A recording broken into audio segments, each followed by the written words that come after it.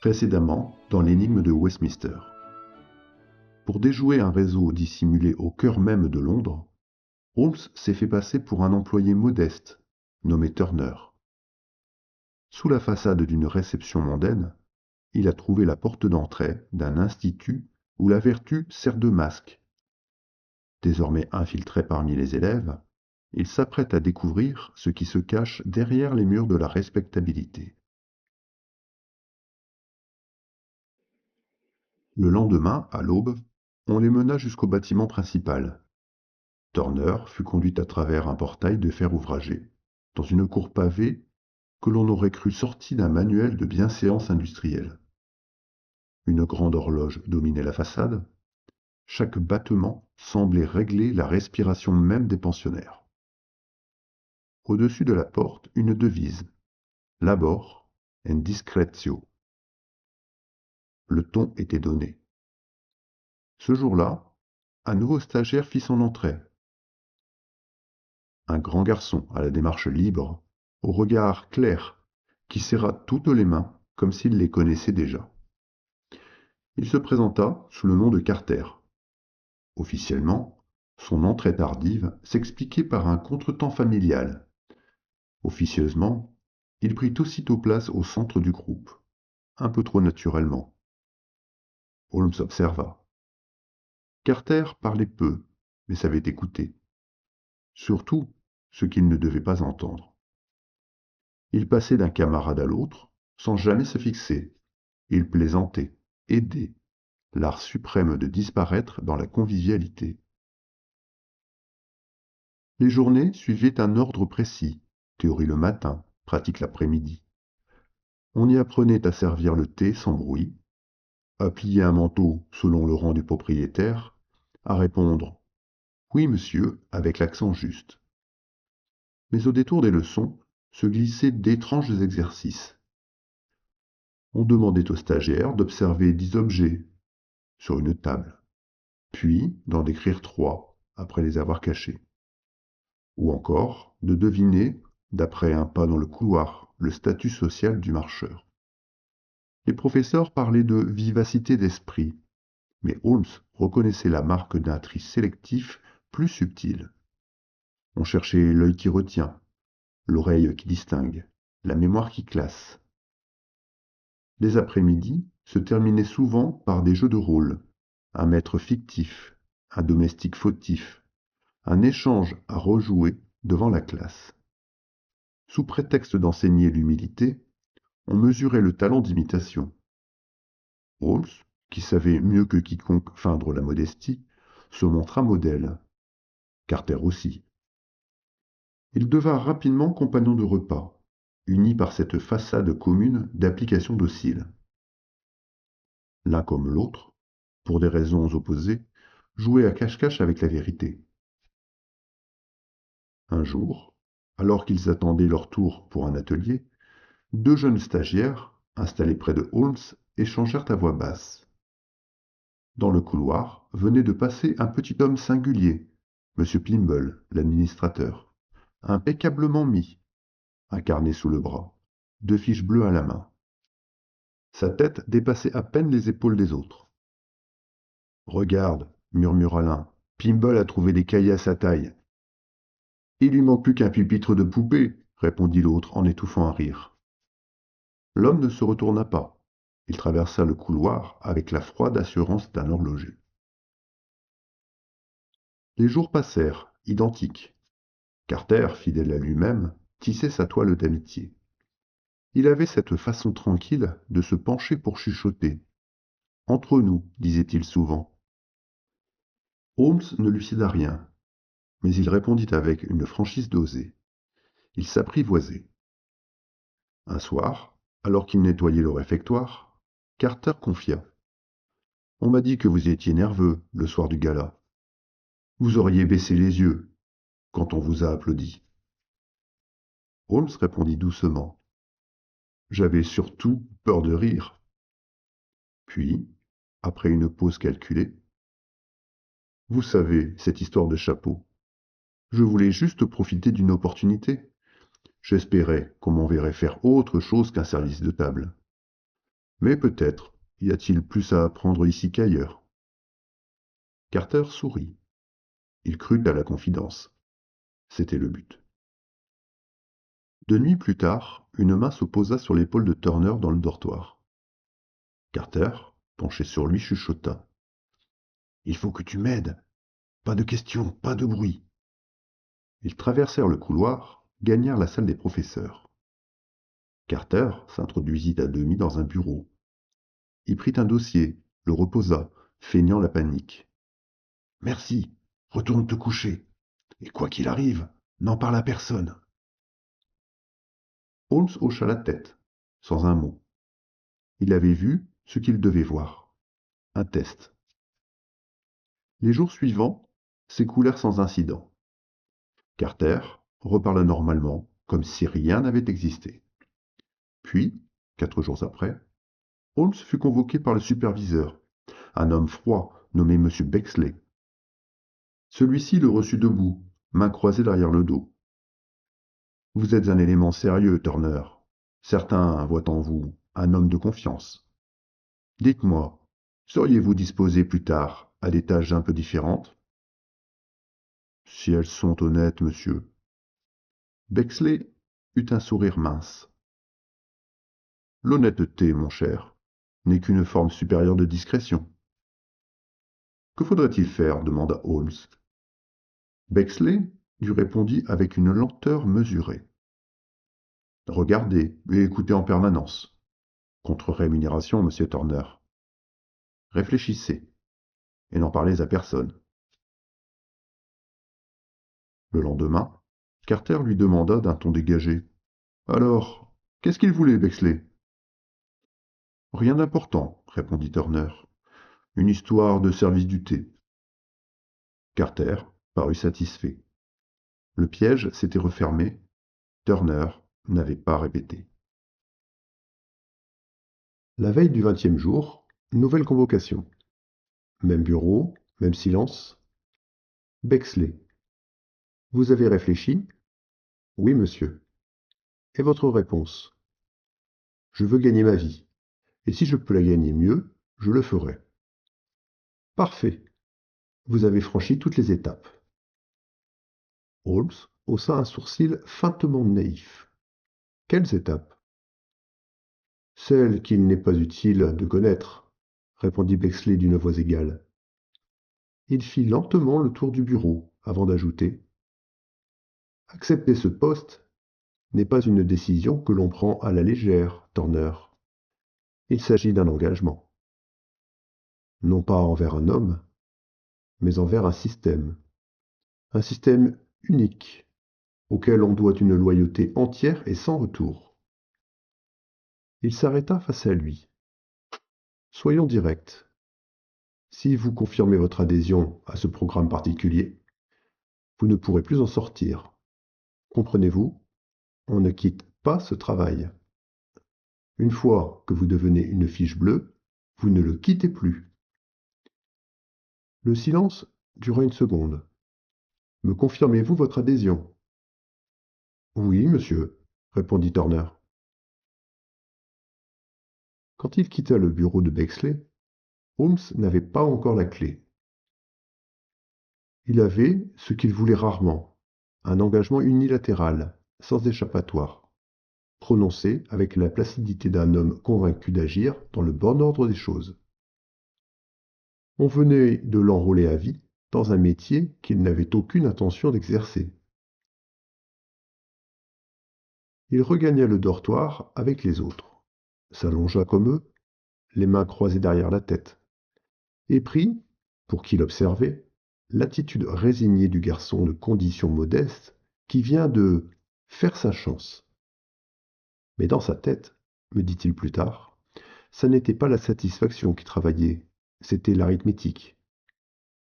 Il y avait 3 difficultés. La première, il ne pouvait pas aller jusqu'au bout du processus, c'est-à-dire accepter une place de domestique et livrer des renseignements, sans trahir lui-même la couronne qu'il venait précisément protéger. La deuxième, tant qu'il restait à l'intérieur, il ne possédait aucune preuve exploitable. Tous les rouages étaient compartimentés. La troisième, même en dénonçant Bexley seul, il ne faisait tomber qu'un exécutant. Le corps restait intact. Il tourna ces 3 pierres une première fois. Rien ne venait. Il se rappela alors le ton de Bexley lorsqu'il avait prononcé ces mots. Vous ne pourrez plus en sortir, une fiche bleue ne se retire jamais. Sur le moment, il avait pris cela pour de la rhétorique d'intendant, cette forfanterie de petit chef qui se croit plus terrible qu'il n'est. Il écartait donc ce détail. Il chercha plus haut, direction, propriétaire, mécène, relais mondain. Il pensa même un instant à un relais étranger, tant la propreté de l'organisation évoquait certaines habitudes continentales. Toujours rien. Ce fut, seulement 5 minutes plus tard, alors que les lumières étaient baissées, que son esprit ayant cessé d'attaquer la citadelle par le haut, revint au caillou qu'il avait repoussé. Une fiche bleue ne se retire jamais. Pourquoi le dire? Pourquoi le dire à un simple stagiaire au stade de la promesse? Pourquoi donner à voir la couleur, si la couleur n'avait pas d'importance? Son esprit opéra alors le raccord. Il revit le couloir. Il revit Pimble, minuscule, tiré à 4 épingles, traversant sans un regard 2 fiches de cette couleur précise à la main, tandis que 2 idiots riaient à côté de lui. Il revit surtout le geste, non pas un registre, non pas un livre, mais des fiches séparées, tenues par paquets. Ça n'était pas un livre qu'on remplissait, c'était un casier qu'on alimentait. Là, la ligne se traça d'un seul trait. Si les affectations étaient sur fiche, elles pouvaient être permutées. Si elles pouvaient être permutées, alors l'administration était centralisée. Elle était là, dans ce même bâtiment que l'on croyait n'être qu'un lieu de formation. Il se redressa à demi sur son lit, fit semblant de se tourner pour dormir, et se dit, toujours d'une voix calme, que je l'entends encore me répéter, ça n'est pas Bexley qu'il faut, c'est l'endroit où travaille Pimble. Le reste découla. S'il tenait absolument à ce que les fiches bleues ne se retirent jamais, c'est qu'il savait qu'on pouvait un jour venir chercher ces fiches. C'est qu'elles étaient toutes ensemble, mélangées aux autres. Et si elles étaient tous ensemble, alors on pouvait toutes les prendre d'un seul coup. Holmes avait trouvé le point de fragilité, mais non la manière de l'exploiter. Il lui restait à réfléchir, sans qu'aucun geste ne trahisse l'effervescence de sa pensée. Pendant 8 jours, il vécut dans une prudence absolue, réglant chaque mouvement, chaque mot, pour n'éveiller ni curiosité ni faveur. Le moindre écart, la moindre démonstration d'esprit l'aurait désigné comme suspect. Turner devint alors invisible. Il ne brillerait plus, ne commettrait aucune faute. Il exécuterait chaque tâche avec une application terne, celle du bon élève qu'on oublie de féliciter. Cette docilité feinte lui permet de réfléchir sans paraître songer. Le soir, il observait les bâtiments dans le jardin intérieur, le réfectoire, les salles d'études, et dans l'aile nord, la lumière qui reste allumée tard, celle du bureau de Pimble. Pimble travaillait dans l'aile administrative, un petit bureau vitré qui surplombait le couloir principal, identifiable à la lueur stable d'une lampe à gaz. C'était le cœur froid du dispositif, dissimulé sous la banalité du papier et de l'encre. Holmes le comprenait peu à peu. Pimble n'était pas un supérieur hiérarchique, ni même un confident. Il était le nerf administratif, le greffier du réseau, celui qui alimente les dossiers, envoie les affectations, archive les noms, assure la continuité. Un rouage, mais le seul indispensable. C'est par lui que passait tout ce qui doit être tracé. Holmes pressentit qu'il n'y avait rien à détruire, rien à voler. Tout dépendait de Pimble et des fiches qu'il maniait. Mais pour ça, il faudrait une autorité qui puisse agir vite, sans éveiller la presse, sans passer par Scotland Yard. Et, dans cette Angleterre de 1890, il n'y avait qu'un homme qui puisse le faire, Mycroft. La décision s'imposa lentement, presque avec lassitude. Il revit le visage de Saunders, celui d'un homme trop politique pour improviser une arrestation, et celui de Lady Saunders, qui seule pourrait transmettre l'avertissement sans provoquer l'alerte. Le plan s'écrivit ainsi: tenir jusqu'à la visite des dames patronesses, remettre la note et disparaître au moment prévu. Holmes continua donc à vivre. Un mot poli au réfectoire, un salut au dortoir, un exercice mené sans zèle. Il ne fallait rien altérer au décor, pas même l'ombre d'un soupçon. Ce matin-là, l'institut se transforma en vitrine de sa propre vertu. Les 20 patronesses, accompagnées de quelques époux et du directeur, faisaient leur visite mensuelle aux pensionnaires qu'elles avaient recommandés. Dans la grande salle commune, les tables avaient été repoussées et les apprentis rangés par deux attendaient, comme des figurants avant l'entrée des bienfaiteurs. On nous dit d'une revue militaire de la moralité. Les dames arrivèrent en bruissant de soie et de parfum.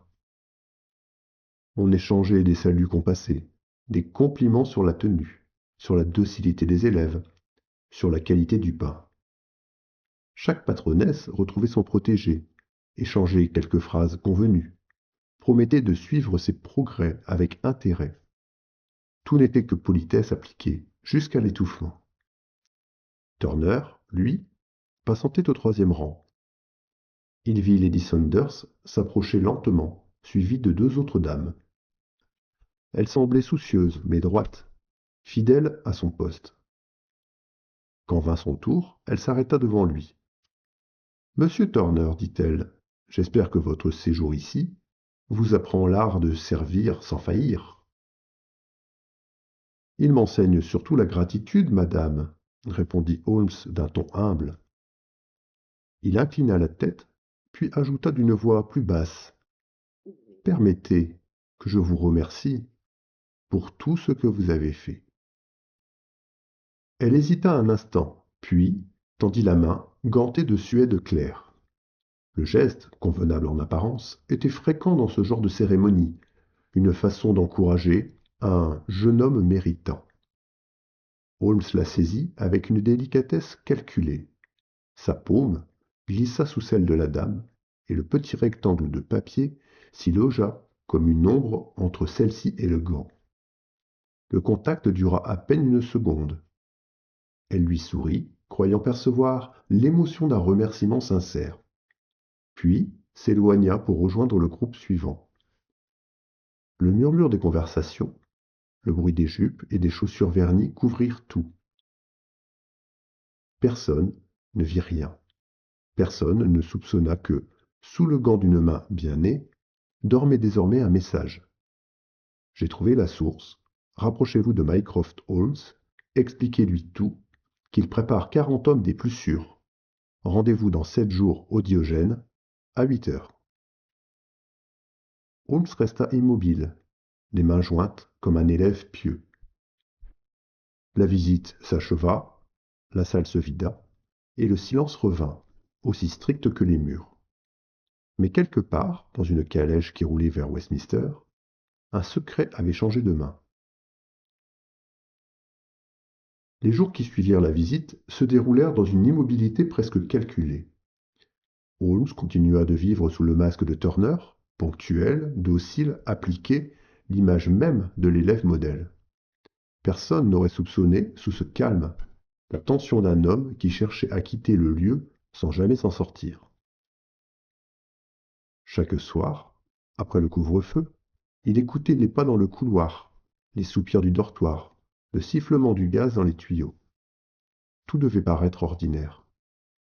Il passa des heures à recomposer le déroulement parfait d'une absence sans fuite. Un départ justifié, constaté, daté, enregistré. La seule façon d'obtenir 12 heures d'invisibilité légitime.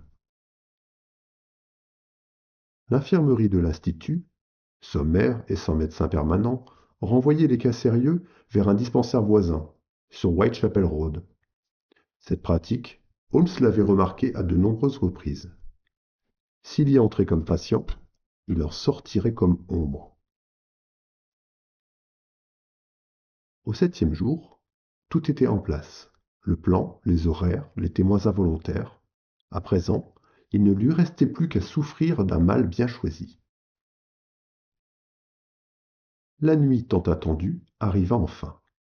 Tout était clair dans l'esprit de Holmes, chaque pas, chaque geste, chaque respiration. Il avait répété son plan tant de fois qu'il en connaissait les ombres. Depuis un mois, qu'il vivait sous le nom de Turner, il n'avait plus qu'une crainte, que Turner ne survive à Holmes.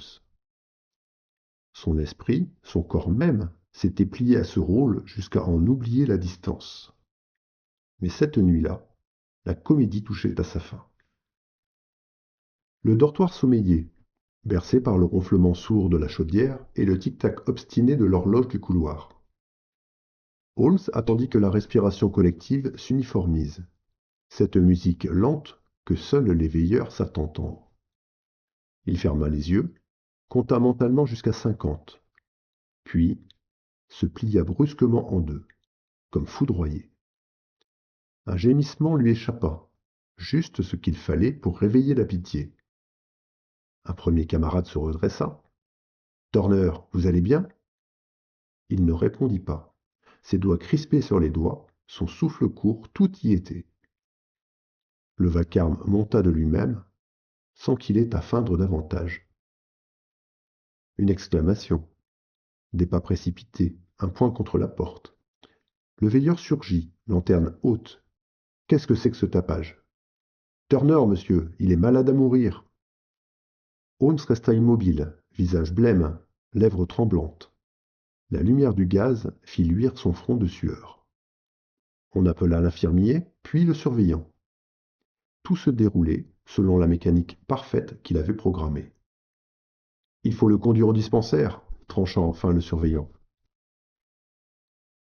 À 3 heures, le fiacre cahotait déjà dans les ruelles de Whitechapel.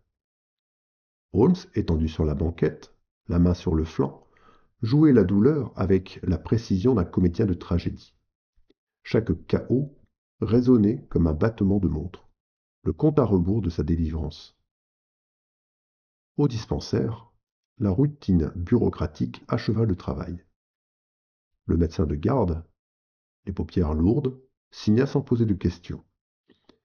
Le surveillant remit le billet de transfert, nota l'heure et repartit, persuadé d'avoir accompli son devoir. Turner figurait désormais dans le registre comme malade sous observation. Personne ne s'inquiéterait de son absence avant midi. À 6h30, la lumière grise filtra entre les vitres.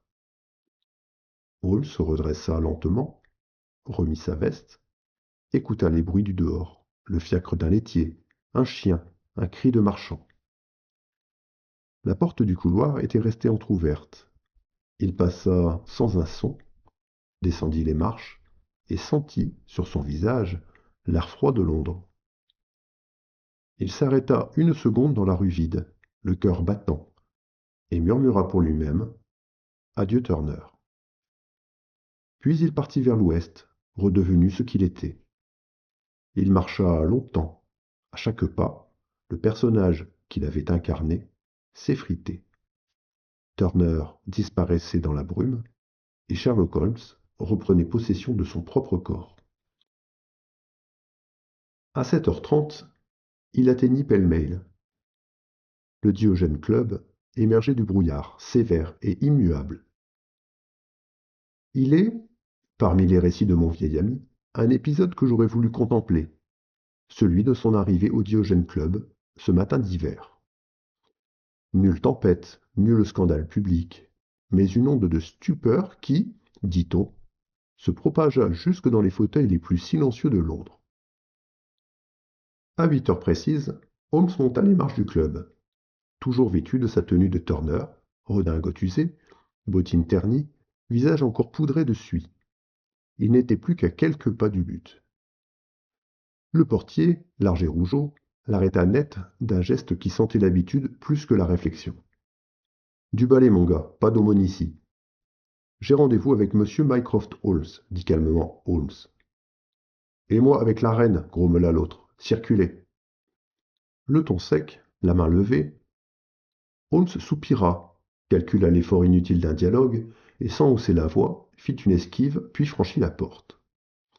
Eh, revenez ici, tonna le portier en se retournant. Mais Holmes tira le lourd battant derrière lui et en fit glisser le verrou. Il se retrouva seul dans le hall. Le silence du lien, cet espace voué à la bienséance absolue, se brisa comme un verre fin. Le réceptionniste, petit homme sec, au col empesé, leva la tête de son registre et demeura figé. Son visage passa du blanc au rouge en moins d'une seconde. Mais bon, mais bon Dieu, balbutia-t-il, qu'est-ce que cela vient faire ici? Oust, oust, dehors! Il battait l'air des mains comme pour chasser un pigeon entré par mégarde. Holmes ne bougea pas. Monsieur, je suis Sherlock Holmes, le frère de monsieur Mycroft Holmes. J'ai passé un mois en infiltration pour le compte du gouvernement et j'ai rendez-vous ici, même avec lui et Sir James Saunders. Le réceptionniste, suffocant, laissa tomber sa plume. Une infiltration, ici, dans cet état? Son regard se posa sur la chemise ouverte, le col sans cravate. Mais, monsieur Holmes, c'est inconcevable, vous n'avez même pas de cravate. Holmes porta machinalement la main à son cou, comme s'il découvrait l'étendue du scandale. Vous pouvez m'aider? Demanda-t-il, d'un ton parfaitement poli. Bien sûr, monsieur Holmes, bien sûr. Le réceptionniste ouvrit fébrilement un tiroir, en tira une cravate roulée et la lui tendit avec la déférence d'un prêtre présentant un reliquaire. Holmes la noua d'un geste précis, rectifia le nœud et dit sobrement: Voilà qui rétablit la morale publique.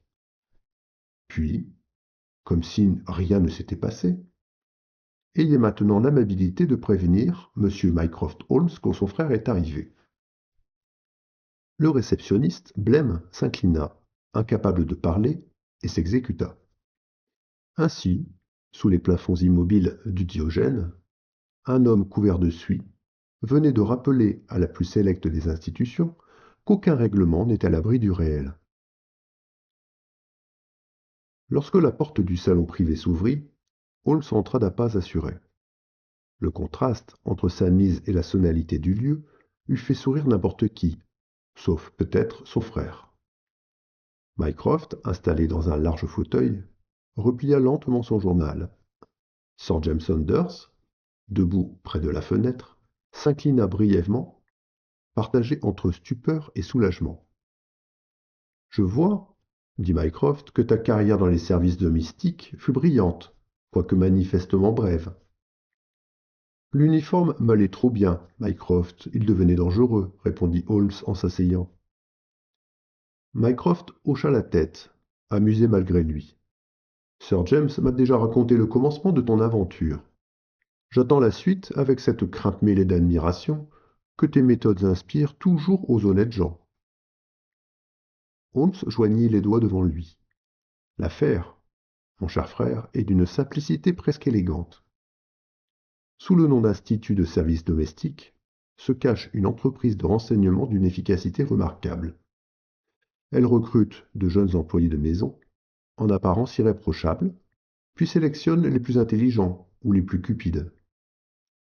À cela, on propose un complément de revenus en échange de quelques indiscrétions, les conversations du maître, les papiers oubliés sur un bureau, les lettres confiées à brûler. Tout cela est centralisé, noté, évalué, puis revendu aux plus offrants, financiers, partis, journaux, puissances étrangères. Mycroft, impassible, acquiesça. Voilà donc pourquoi ces incidents répétés au Parlement semblaient venir de partout et de nulle part. Précisément, le génie de cette organisation tient à sa structure. Chaque informateur croit n'obéir qu'à un seul supérieur, sans jamais connaître la totalité du réseau. Mais tous, les domestiques, les superviseurs, les intermédiaires, sont enregistrés sur des fiches bleues. Et ces fiches se trouvent dans le bureau d'un seul homme, un certain Pimble, administrateur de l'Institut, petit, sec, singulier jusqu'à la caricature. Sir James se pencha, la voix tendue. Et comment les arrêter, monsieur Holmes? En les prenant de vitesse, répondit Holmes. Ils ignorent encore que je suis un intrus, mais le temps nous est compté. Si Pimble soupçonne quoi que ce soit, il détruira les fiches avant la fin du jour. Je vais vous dessiner le plan de son bureau et des lieux. Le tout doit être verrouillé en 3 minutes, pas davantage. Il étala sur la table un croquis net, précis, comme une carte d'état-major. Mon cher Mycroft, les 40 hommes sont-ils prêts? Mycroft posa son cigare, le regard pensif. Je comprends mieux maintenant pourquoi tu voulais autant d'hommes. Dans 2 heures, la place sera figée. Pimble et ses fiches ne bougeront plus. Holmes inclina la tête, presque distrait. C'est agréable, Mycroft, de travailler avec quelqu'un qui comprend avant qu'on insiste. Sir James d'une voix plus basse. Vous rendez un grand service à la couronne, monsieur Holmes. À la logique, plutôt, répondit-il. Elle est plus exigeante que la reine. Mycroft eut un mince sourire. Sherlock, tu es couvert de suie, tu pues le charbon, et tu viens d'ébranler une conspiration nationale. C'est sans doute le plus bel hommage qu'un homme puisse rendre à l'administration britannique. Holmes se leva, prit son manteau usé. Messieurs, pour ma part, je vais aller faire ma toilette à Baker Street. Je te ferai envoyer une cravate propre, lança Mycroft. Inutile, la bienséance est ton domaine, pas le mien. Et il quitta la pièce sans se retourner. La porte se referma, et dans le silence de Diogène, il ne resta que la trace de sa poussière sur le tapis, preuve suffisante qu'il était passé par là. En milieu d'après-midi, j'avais rejoint Holmes à Baker Street. Il me raconta, d'une voix calme, cet incroyable mois d'ombre et de déguisement. Tandis qu'il parlait, un pas connu monta l'escalier. Le messager du Diogène Club, le même qui avait ouvert cette affaire, remit à Holmes une enveloppe scellée. Holmes la décacheta, lut brièvement, et me lança ce regard que je lui connaissais qu'aux grandes heures. Mycroft, il demande que nous le rejoignions à l'Institut pour 17h30. Lorsque nous arrivâmes sur les lieux, la brume d'hiver s'accrochait aux briques du bâtiment. La cour, d'ordinaire si tranquille, grouillait d'hommes en uniforme. À chaque porte, à chaque fenêtre se tenait une sentinelle. La discrétion du matin avait cédé à la précision militaire de l'après-midi. Un beau déploiement pour un simple pensionnat, murmurai-je. La morale, Watson, coûte souvent plus cher que le crime, répondit Holmes. À l'entrée de l'aile administrative, nous croisâmes Bexley, escorté entre 2 agents. Ses yeux s'écarquillèrent lorsqu'il aperçut Holmes. Vous? C'était donc vous? Holmes s'inclina avec cette froideur qui tient lieu de pitié. Et vous, monsieur, étiez bien ce que je soupçonnais, un homme persuadé que la trahison pouvait s'enseigner. Dans le salon principal, au milieu de la pièce, se tenait un petit homme à la mise soignée, assis sur une chaise. Devant lui, 2 casiers de bois clair, débordant de fiches blanches et bleues. La meilleure cachette était à la vue de tous. Mycroft, impassible, se tenait près de la porte. Voici monsieur Pimble, dit-il simplement. L'homme leva sur nous des yeux calmes, d'un gris acier. Vous ne savez pas à qui vous vous attaquez, messieurs. Il parlait avec une conviction glaciale. Cet institut n'est qu'un rouage, murmura-t-il. Le véritable esprit qui l'anime n'a pas de visage. Holmes le regarda longuement. sans répondre. Puis il dit simplement: Alors, nous chercherons le visage derrière l'ombre? Il se tourna vers Mycroft. C'est tout. Cet endroit vient de livrer son secret. Mycroft hocha la tête. Les agents se saisirent de Plimbull. Les casiers furent scellés, étiquetés, emportés. Et dans le silence qui suivit, je vis passer sur le visage de mon ami ce que je n'y avais jamais lu encore.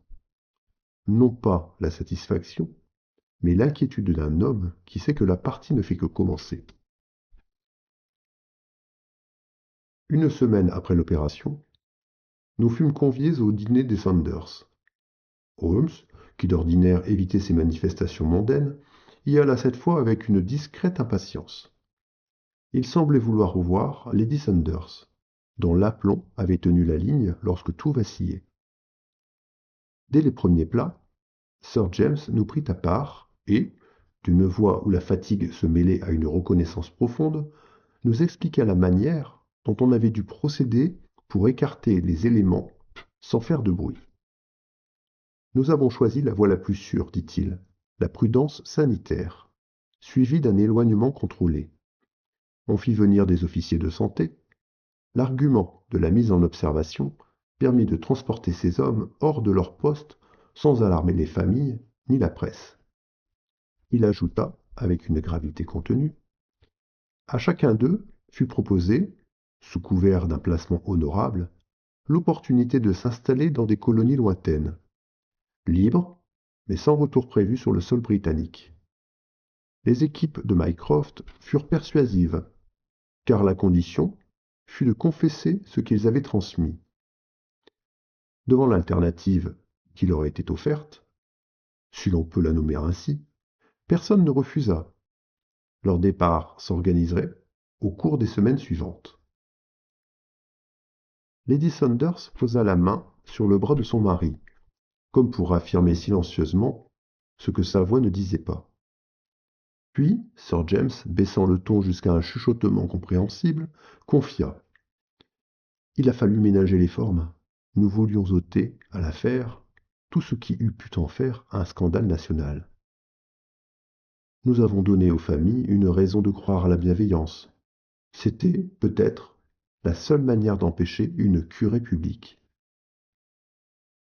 Enfin, s'adressant à Holmes avec une franchise qui n'appartient qu'aux hommes épuisés et repentants, il avoua: J'ai failli. J'ai cru d'abord à la rigidité des apparences plutôt qu'à la prudence. Vous m'avez montré l'autre voie. Ma gratitude n'est pas celle de ma charge, monsieur Holmes. Elle est plus simple et plus sincère.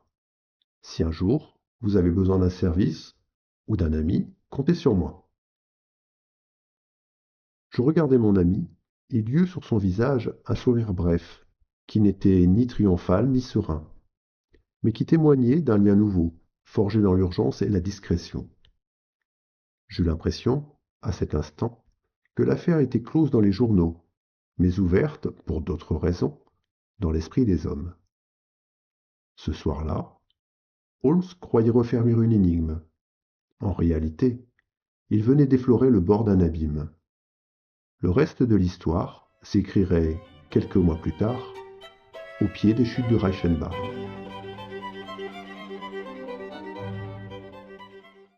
Si ce récit vous a touché, sachez qu'il n'existerait pas sans celles et ceux qui soutiennent les récits oubliés de Watson. Leur présence silencieuse est, pour ainsi dire, la chandelle qui éclaire encore les marges de mes carnets. Merci à eux.